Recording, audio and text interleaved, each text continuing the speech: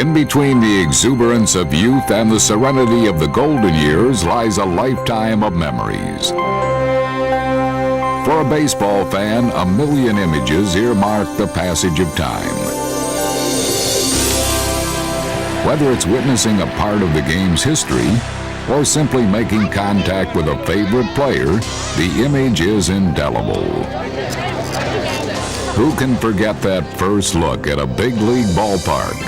The colors, the sounds, the smells. These are as lasting as the day they first happened.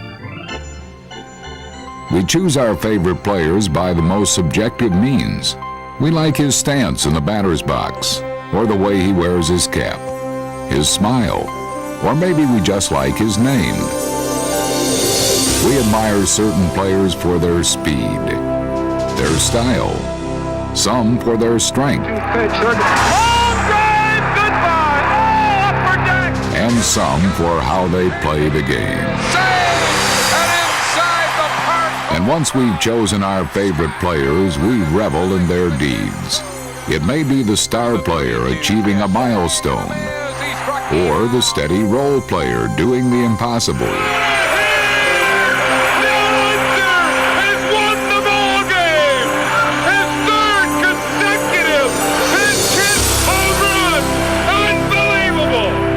It may be a key hit in the biggest game of the year, or a late-night miracle in front of a few loyal believers. Scores! Here comes Dernier! The throw to the plate! Save! I can't believe it! The Phillies have won 3-2 in the bottom half of the 12th inning! Incredible!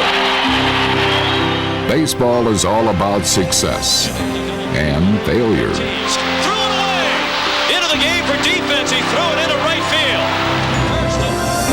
But somehow the script always seems to provide a chance for redemption. Hard ground ball, base hit! Base hit! Bills win! And the RBI hit by Kim Baptiste! This place is going wild! This is Harry Callis. For almost 30 years, I've been lucky enough to be one of the voices who brought you Phillies baseball. As part of our end-of-the-century celebration, we'll take a look back at the last 100 years of our fightin' Phils. From the fabled teams of yesteryear to the great individual performances. We'll revisit all the great moments of the franchise, and then finish with the top greatest moments in Phillies history as voted by you, the fans. So strap in for a very special trip down memory lane, and have a great flashback.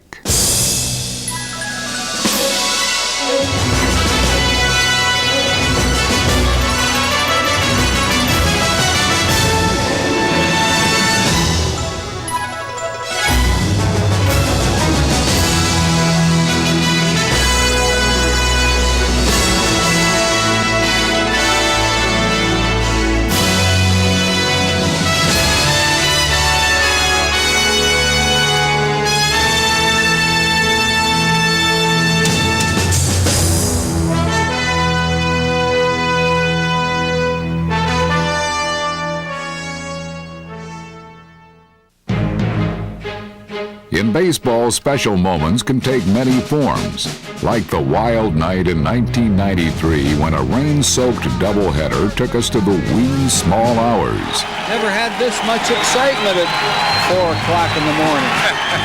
Mitch Williams. He could literally win his own ball game here. Swing and a base hit to left center field. Incavelia's going to score. This game is over. On an RBI hit by Minchie Poo. The Bills have won it 6-5 and 10 on the Wild Things RBI hit. Can you believe it? Mitch Williams fulfilled every reliever's fantasy by winning his own game with the bat, and reminded every baseball fan how strangely beautiful this game can be. Wrigley Field is one of the great old ballparks in baseball, and the Phillies certainly have a place in its lore.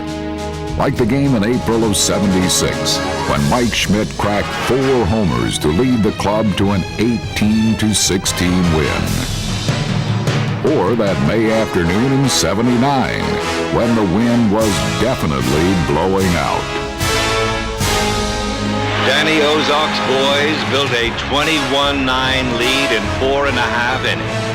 But Dave Kingman launched 3 homers to lead a furious Chicago comeback. Barry Foote's 8th inning single produced a 22-22 tie. 45 RBIs by both clubs set a major league record. In the 10th, Mike Schmidt connected for a 23-22 Philly lead. And reliever Rawley Eastwick finally put an end to 10 innings of a month's worth of baseball.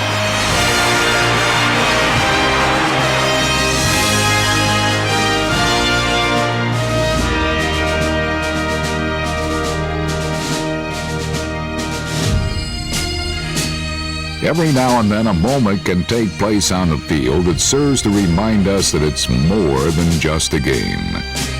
Like the home opener in '94, when John Kruk returned to the team earlier than expected from cancer surgery.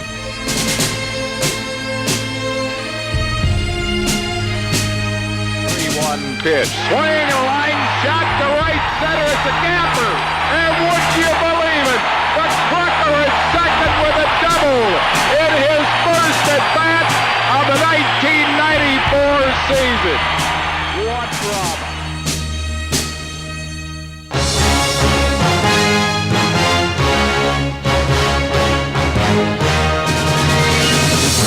For high scoring, it's tough to beat June 11th, 1985, when the Phils dropped 9 runs on the Mets in the first inning. Oh, here's another shot. Where's this going to wind up? Oh, right on out of here. A grand slam home run. His second homer of the inning. Von Hayes' 2 home runs in the first inning had never been done before in a major league game. And the Phillies went on to a 26-7 romp. Long drive. Could it be? It is! A game-winning pitch hit. Home run. Mike Lieberthal. Can you believe it? Probably the most exciting play in baseball is the game-winning homer. And on July 7th, 1964, Johnny Callison cracked one with the whole country watching. There she goes. Oh, what a drive. Johnny's home run was clearly the greatest Phillies all-star moment.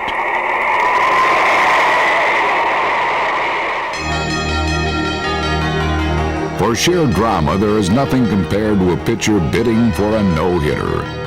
On August 15, 1990, Terry Mulholland had a date with baseball history. Bond, charging, steady, 2 gone. 32,000 plus on their feet at Veterans Stadium. 1 ball and 2 strikes. Here's the 1-2 pitch. Line drive, break grab. Charlie Hayes. Charlie Hayes spears it, and Mulholland has pitched a no-hit, no-run game at Veterans Stadium. The first 9-inning no-hitter in the history of the bat. Can you believe it? The euphoria of Terry's achievement seemed to spread to the rest of the staff, as the following year, Tommy Green brightened up a drab spring afternoon in Montreal. Our ground ball, great grab, Green. It's over. He's pitched a no-hit, no-run game, making the final out himself. Tommy Green, a no-hitter.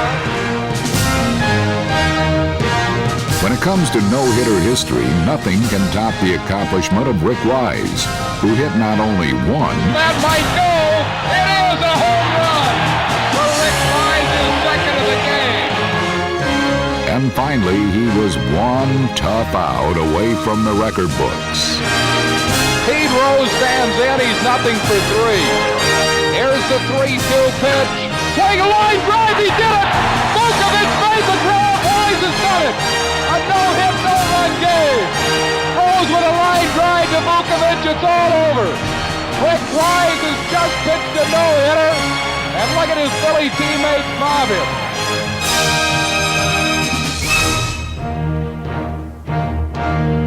While home runs and no-hitters are great individual achievements, it's team success that counts.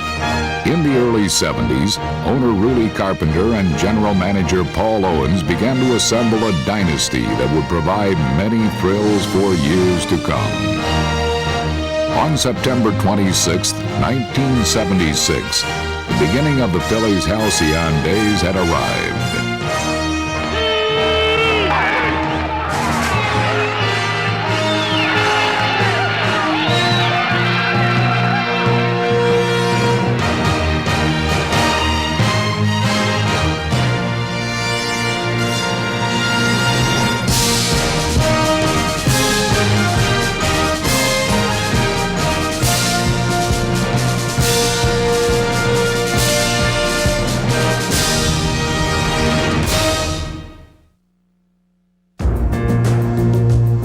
While a century of baseball provides many great moments, we must not overlook great individual seasons. Most of us are unable to recall the early years of the 20th century, but we should make note of the incredible 1915 season of Grover Cleveland Alexander.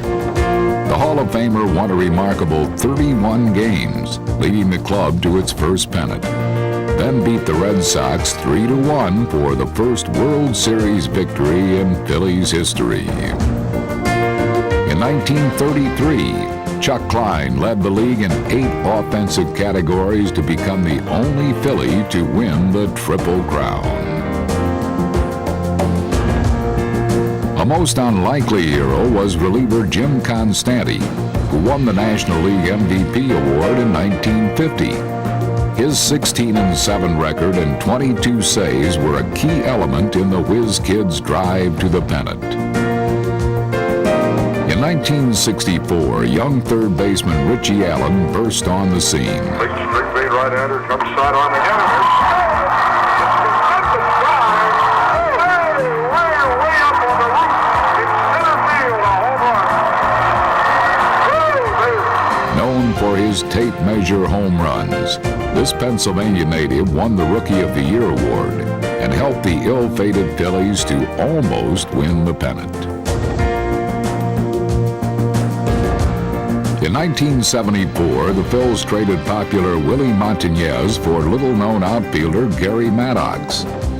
In the following 12 seasons, Maddox set the standard of excellence in outfield play, winning 8 Gold Gloves and making center field his own playground. Longtime Philly nemesis Pete Rose joined the club in '79 to give the Phils that missing ingredient for a championship. On August 10, 1981, Pete brought a little bit of his own history to the vet.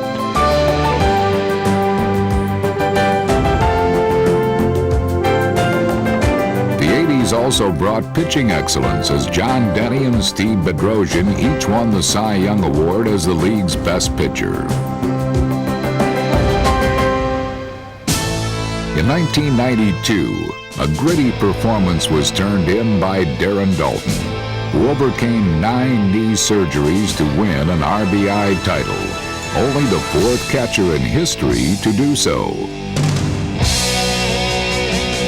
And who can forget the incredible 1993 season of Lenny Dykstra, who led the league in runs scored and put up MVP-type numbers, while leading the club to the pennant. This ball is out of here! As the century draws to a close, Curt Schilling's back-to-back 300 strikeout seasons stand out as a memorable milestone.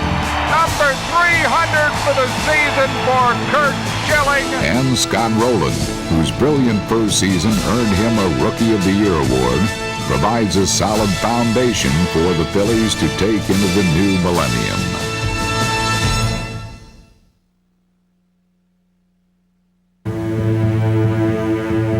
The 1993 World Series was a thrill-packed adventure ride. The underdog Phillies split the first two games against the former champion Blue Jays.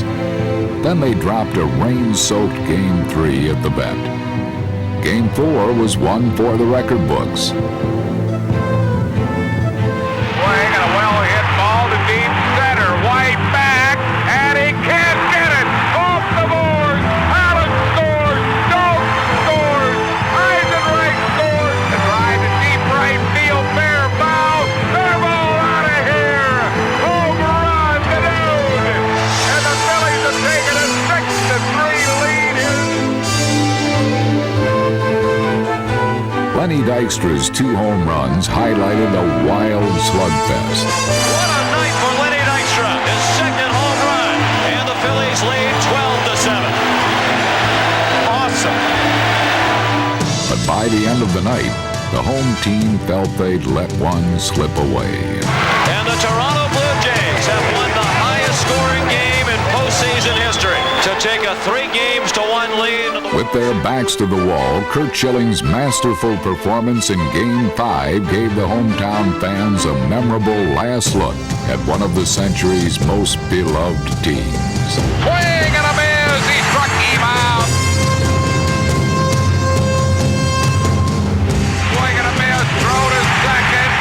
Out at second base. Swing and a miss. Struck him out. That's right where he put it on the outside corner. 6 strikeouts for Schilling.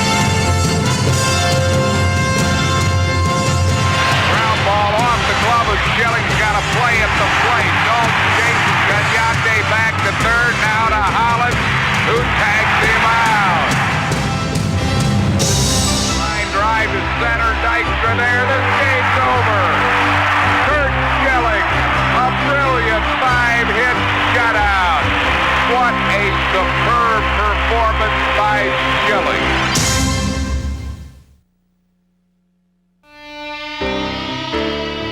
One of the greatest rivalries in Phillies history is that with the Dodgers. From the great Brooklyn teams of the mid-century to the West Coast dynasty of the Lasorda years, the Phils and Dodgers always fought tooth and nail. In the mid-'70s, the Dodgers broke the Phillies' hearts twice in postseason play. Run,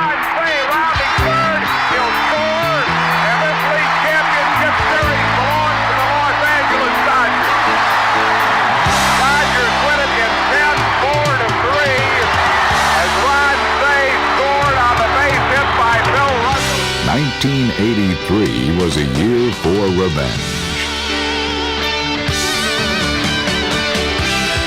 The Phillies had assembled a strong squad of aging veterans, including 3 cornerstones of the Big Red Machine. The average age on the team was 33, and the club was affectionately dubbed the Wheeze Kids.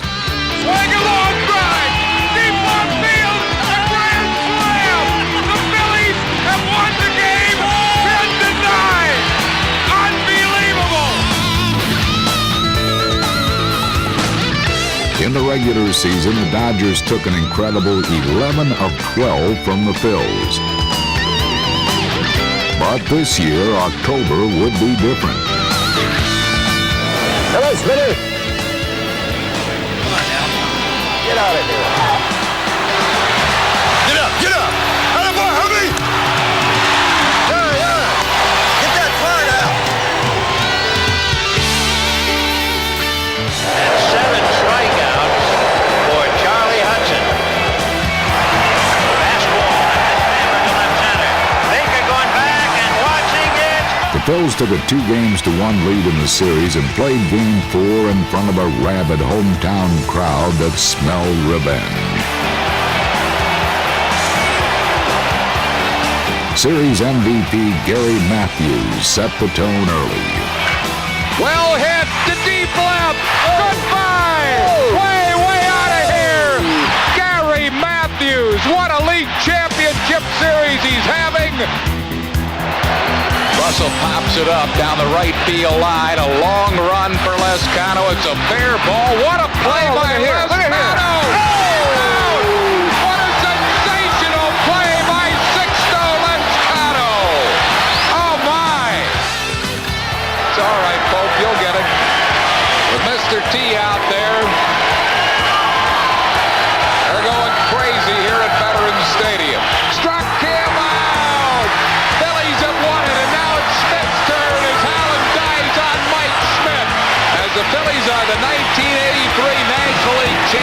It seemed almost poetic that Paul Owens, the GM and architect of the great 70s teams, was at the helm for the Phillies' fourth pennant of the century.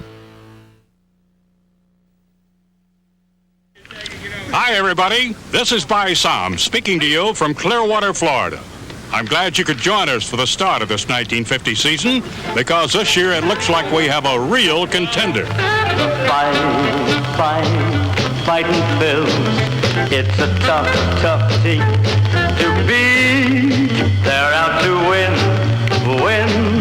every day.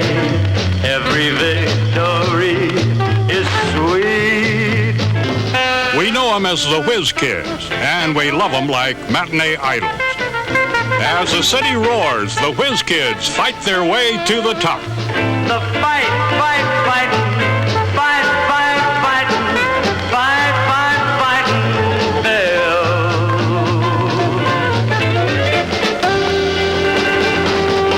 35 years after the Phillies' one and only pennant, the Whiz Kids moved to the top of the National League race, largely on cunning and daring. And with only 9 days left, their lead was a seemingly safe 7 games. But National Guard duty claimed 17-game winner Curt Simmons, and with injuries to starters Miller and Church, Simmons listened as the Phils' lead melted away. In hot pursuit were the Brooklyn Dodgers, and with their lead down to 1 game, the Phils turned to Robin Roberts in the season's finale. It's the 6th inning, and Roberts pitches to Pee Wee Reese, who drives one deep to right. It's a fluke home run, and the game is tied at 1. In the 9th inning, the Dodgers put the potential winning run on second base. Line drive to center field. Ashburn races over the ball. Here comes a throw from center field. He is out. Richie Ashburn's throw saves the game for the Phils, and it's on to the 10th, where Dick Sisler faces Don Newcomb with 2 men on. Swinging a fly very, very deep toward left field. Moving back, Abrams way, way back. He can't get it. It's a home run. A home run for Dick Sisler. To Phillies fans, that was the shot heard round the world, and Sisler's homer gave the visitors a 4-1 lead. When Robbie retired the Dodgers in order, the Whiz Kids had won it. To the shock of the baseball world, the Philadelphia Phillies were the champions of the National League.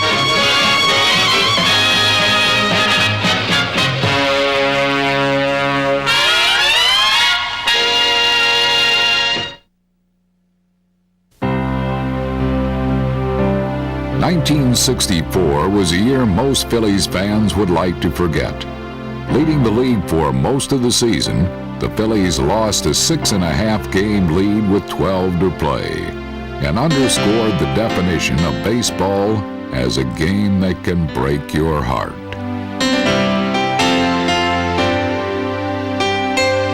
Yet one game stands out above all others in that season, and perhaps the decade. The Phils took the field at Shea Stadium on Father's Day behind Jim Bunning. No runs, no hits, no errors. Last of the 9th inning. It's a perfect game going for Jim Bunning. High hop fly. This one is playable. The shortstop, Bobby Wine, is in foul ground. 1 out. Here is Jim Bunning with 1 man out in the last of the 9th inning.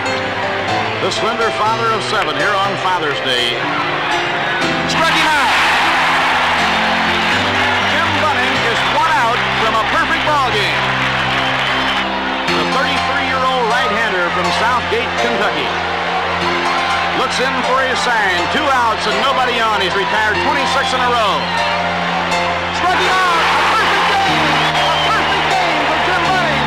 Here come his teammates. Oh, what a happy scene for the Phils and Jim Bunning.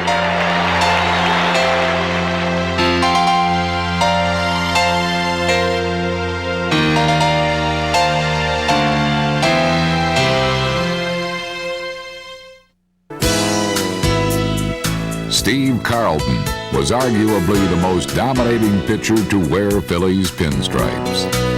In 1972, his first year with the team, Carlton tore up the National League, winning 27 games for a last-place club that only won 59. That season brought him the first of 4 Cy Young Awards. For the next 15 years, the milestones were plenty, like the night in 1981 when history was made at the bat. Swinging a miss, he struck him out. Comes right out of the chute, strikes out Tim Raines. Oh, see you later, there's number 2. Here it comes again, the pitch to Wop. He struck him out, there it is.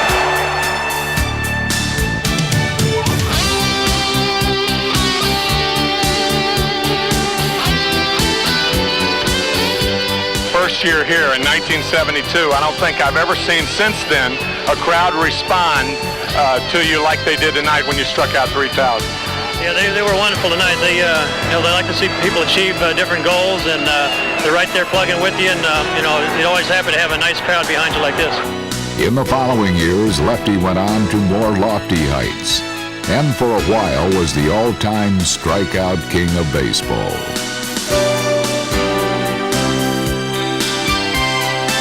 A player with an incredible work ethic, Steve was the consummate professional, loved by his teammates, and respected throughout the game. After finishing his career with 329 wins and a ticket to Cooperstown, Steve returned to the bat and delivered a heartfelt thank you to his fans. In Philadelphia, baseball is a field of dreams. And this surely is heaven down here. And I thank you once again. It's been wonderful. I love you.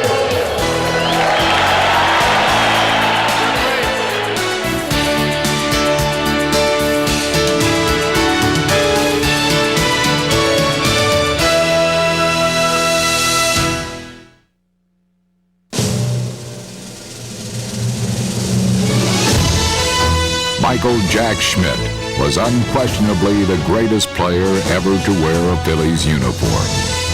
During his 17-year career, he lined his trophy cases with 8 home run crowns, 10 gold gloves, 12 All-Star appearances, and 3 MVP awards. His style of play was a beautiful combination of grace and power. In fact, he almost made the game look too easy. But it wasn't until the later years of his career that the fans began to realize what a special player they had been watching.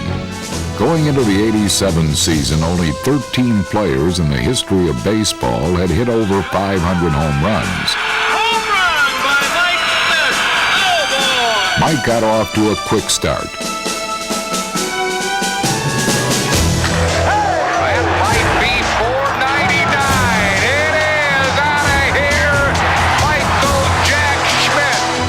On April 18th, stepped up to the plate in the 9th inning with his team behind.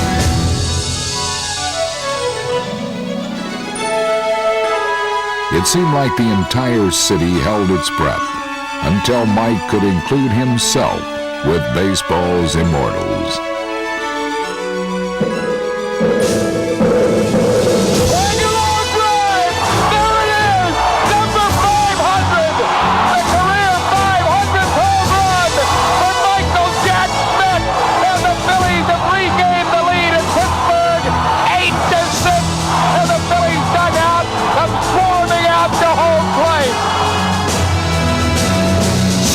Mike accomplished his feat with his usual flair, and for one brief moment, we got to see the little boy inside this powerful man.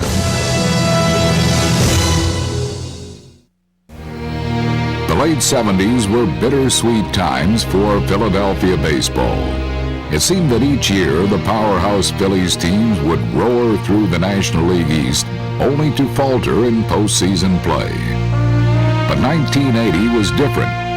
Dallas Green took over the helm and demanded more from a team that had long been perceived as underachievers. Added to the mix was the fiery Pete Rose, who was expected to provide the missing spark. After struggling most of the season, the team went on an incredible run of 21-6 and overtook the tough Montreal Expos on the last weekend of the season.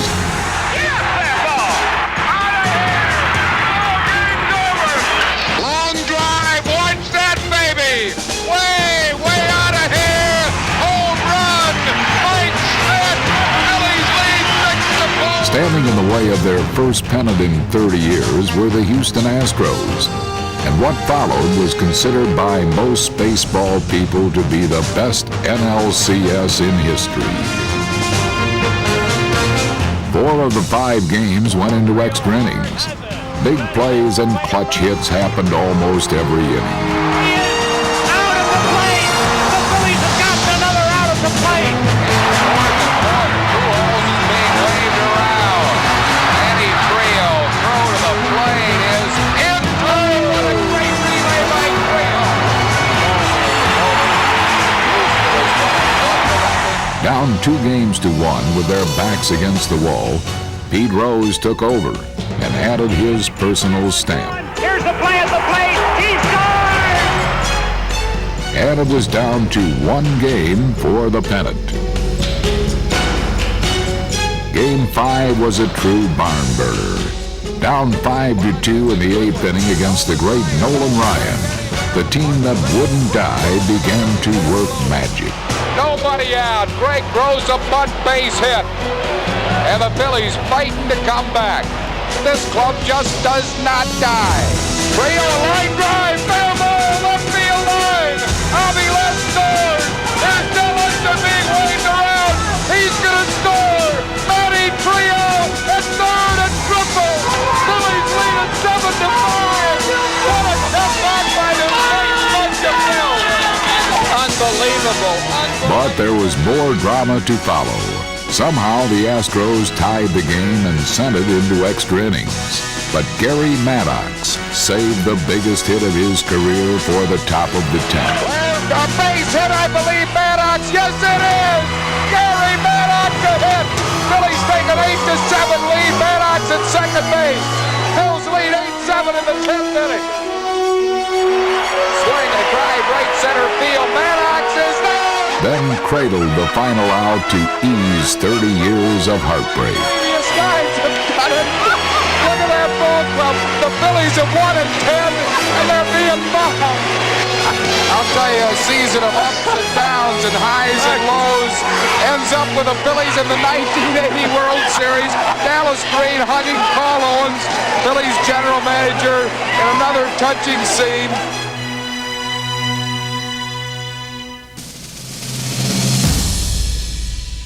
'93 was a magical season for the Phillies. The previous year had seen a last-place finish, and most critics agreed that little had changed. The only problem was that somebody forgot to tell that to the players. The scrappy bunch of throwbacks jumped out to a 17-5 record and never looked back. Led by veterans Lenny Dykstra, Darren Daulton, and John Kruk, this exciting team stole the National League East and the hearts of fans everywhere with their wild style of play and their unique look. Still, few people gave the Phils a chance against the mighty Braves, but once again, nobody told the players. The 1-2 pitch, swing a hard ground ball, base hit, down the left field line, Kruk scores, Phils win, 4-3 on the RBI hit. 2-2 to Gant, breaking ball, swing and a miss, struck him out to end the break.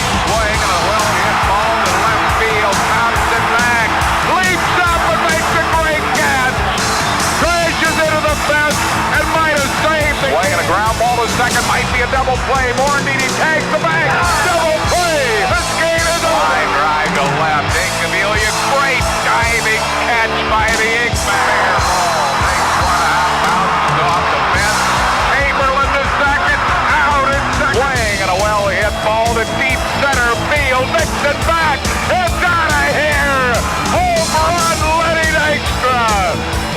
With the series tied at 2 games apiece, Dykstra's dramatic homer in Game 5 had the clubhouse buzzing. Did not.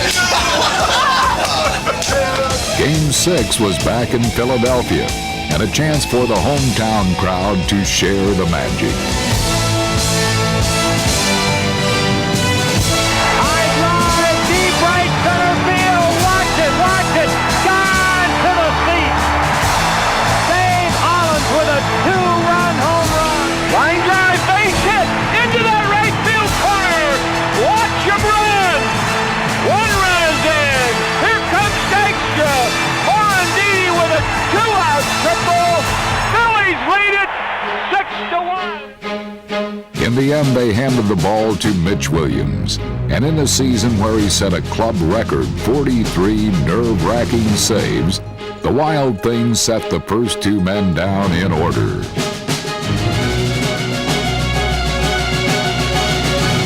Swing and a miss, struck him out. Phillies are the 93 National League champions. It's wacky, wonderful. Bunch of throwbacks has won the National League pennant and go on to the World Series. 1993 will always be remembered fondly in the hearts of all Phillies fans, simply because it illustrates the beauty of the sport. The worst to first saga proved that in baseball anything is possible, and that with each new season, you should never be afraid to dream.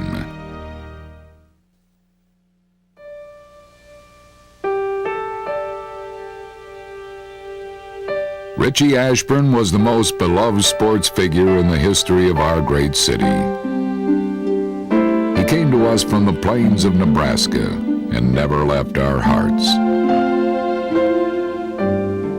Whitey thrilled us for over a decade with his exploits on the field, then entered our homes as a broadcaster, serving to teach us more than just a little bit about the game he loved.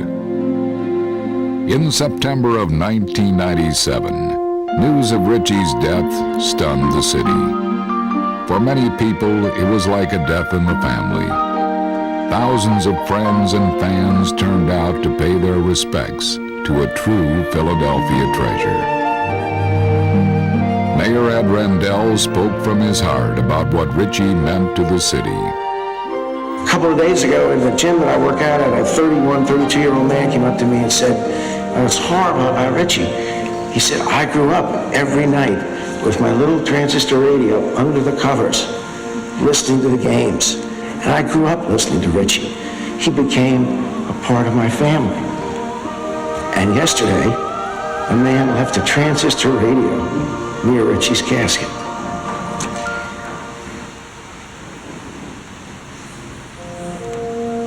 Because that transistor radio was his link with Richie, just like it was for so many of us. But Richie affected our lives for 50 years.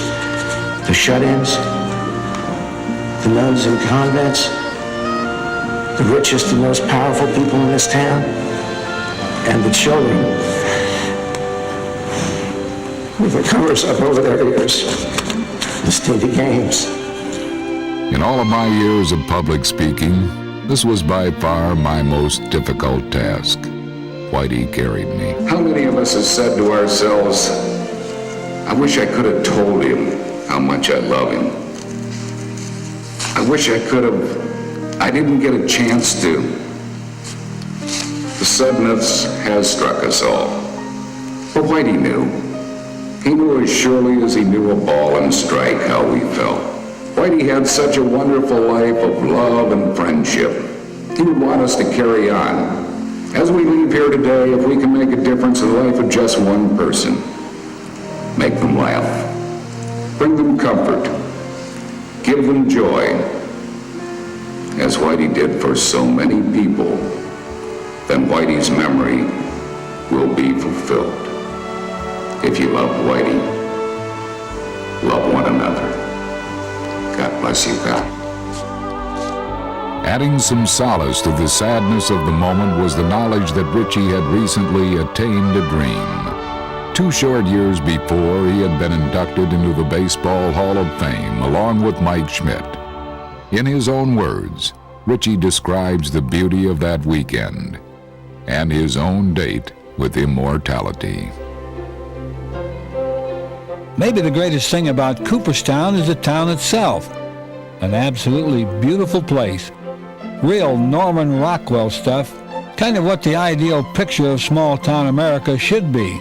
Next to Tilden, Nebraska, that is. They put you up in a gorgeous old hotel called the Otis Saga. Host to all the All-Stars for the past 60 years. Boy, if the walls of that place could only talk. Then they let you play golf on a beautiful course next to the lake. The whole weekend you get treated like royalty. The other Hall of Famers were really great to me. Then there's a museum, the hall itself, where you can spend days reliving baseball memories. What a place.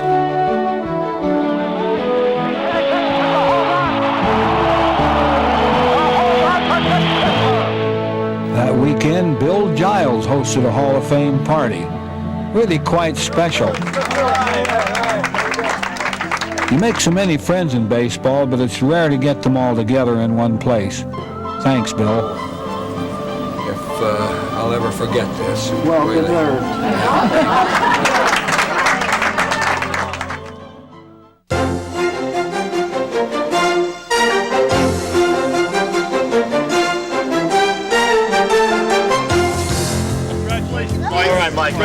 I guess the most impressive thing about the weekend had to be the fans.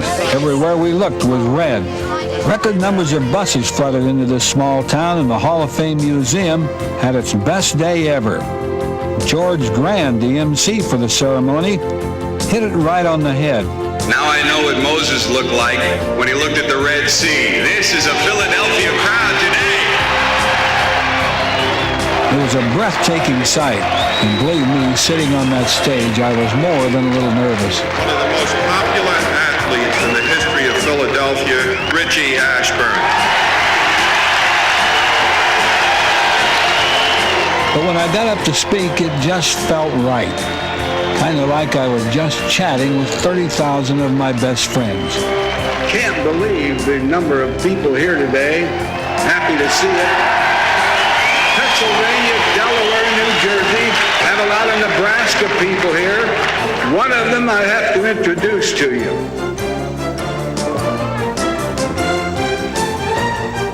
Mom? 91-year-old mother. I didn't have a prepared speech. I just wanted to acknowledge my family. Ideally for me, this could have happened earlier because my father's passed away. Hang on. But on the other hand, our grandchildren are here. They wouldn't have been here 20 years ago. I guess that's what it's all about, really. I had 4 generations of Ashburn sitting in front of me. And it's important we pass down the love and respect for the game to the next 4. You have made this the greatest day of my life.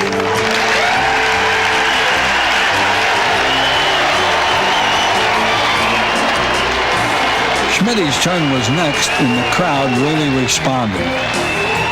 Michael prepared his speech with the same intensity in which he played, all out. He credited everyone who ever helped him and made a ton of suggestions about how to save the game. His delivery was as spellbinding as a Sunday preacher. But the true moment of joy for me was when he finally made his peace with the Phillies fans. My relationships with Philadelphia fans has always been misunderstood. Can we put that to rest here today?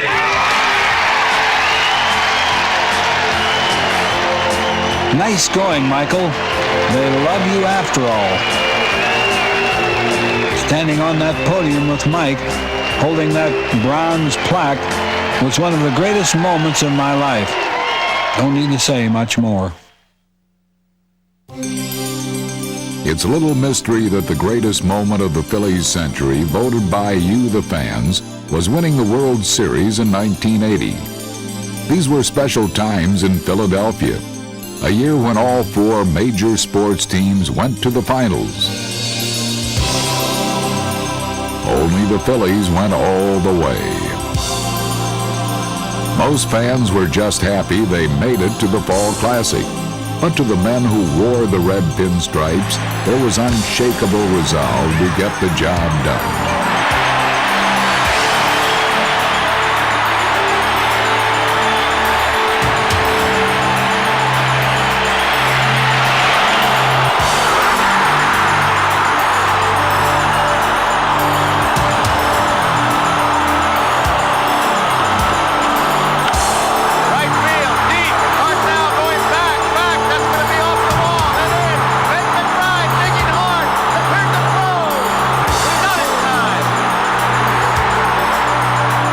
The Phils took the first two games on home turf. The Royals counterpunched, evening the series at 2. Royal hit. This ball may be out of here. It is 1-0. Listen to this crowd. 2 strikes on Fred. Down he goes. That's the message right there. Here comes Jim Fry out. The great John Facenda tells what happened next. In the all-important 5th game, Kansas City took a 1-run lead into the 9th and sent out their bullpen ace to protect it. The Phillies sent out pinch hitter extraordinaire, Del Unser. Here's the pitch to Unser. Swing and a smash past Akins and down the right field line. Mike Schmidt is heading for third base, being waved around third. Here is the relay throw to the plate, and Schmidt is safe at home plate. Unser eventually scored the game-winning run, and the Phillies returned home just 1 win away from their first ever world championship. But by now, it was a bygone conclusion. Here's the pitch to Schmidt. Swing and a line drive, hit right center field. Booth scores. Here's Lonnie Smith being waved around. He scores, and the Phillies lead it 2-0.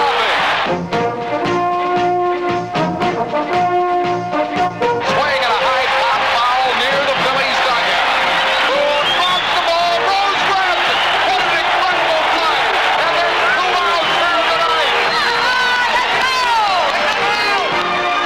After 97 years of waiting, Philly fans were 1 pitch away from celebrating a world title.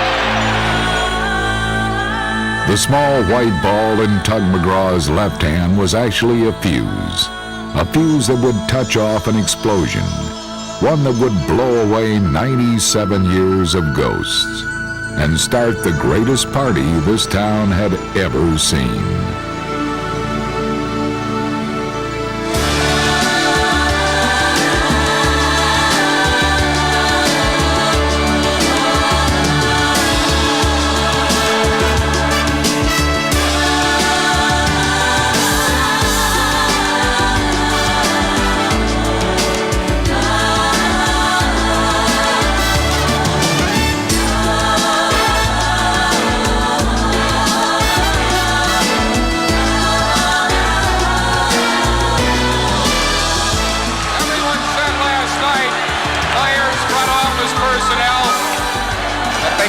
Get the feeling. It wouldn't sink in until tomorrow. You millions of fans have really made it sink in. We love you. Thank you so much. Most beautiful fans in the country.